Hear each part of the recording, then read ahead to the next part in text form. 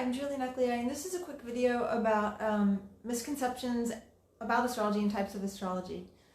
Obviously, the biggest misconception would be that astrology is about dividing people into 12 categories known as signs and then making lots of statements about their personality and who they would be compatible with. That's not really what astrology is about.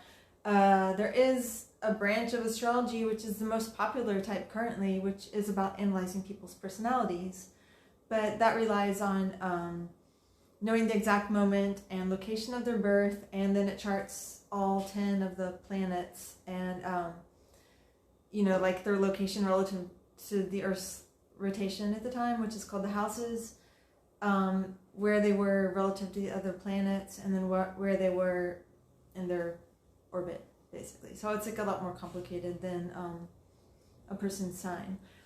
But that's just one type of astrology, and it's personally not really my favorite, because who wants to spend that much time thinking about people's personalities? It gets kind of boring. And then there is some spiritual aspects to astrology, which I don't really deal with, because I think of spirituality as being something mostly for men. The only type of it I really deal with is a person's life purpose, which you can see in their chart, and that represents the direction that it's lucky for them to go in. And then there's an opposite direction, which is where they'll want to run when they feel endangered, but they shouldn't run in that direction. But then for me, what I think is most interesting about astrology is the what I would call I call it the magical level, but it's actually technically called mundane astrology, because it just deals with events in the outer world, right? And the outer world's so fucking mundane. It's just people and clouds, and who cares about that? It's mundane, right? But for me, that's like where the magic is. So you can see that in a person's birth chart. You can see things about like the other people in their lives. They will show up as a planet, and also in their transits, which is my favorite thing. That shows what's coming up for a person, how the planets are going to impact them at different times in their lives. And so you can also see that in the transit charts. Like the planets represent different people, it's like you could be with a man and he could be Mars, and then a transit's coming up where Pluto is going to oppose Mars.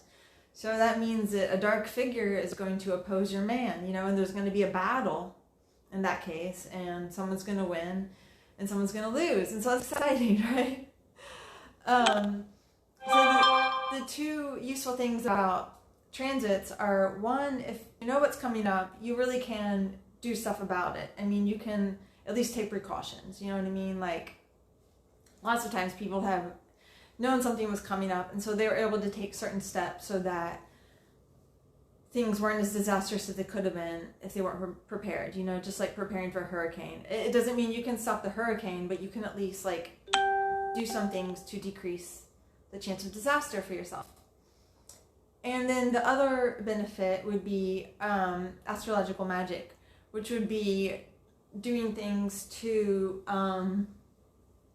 change what happens. The idea would be that you could appease the you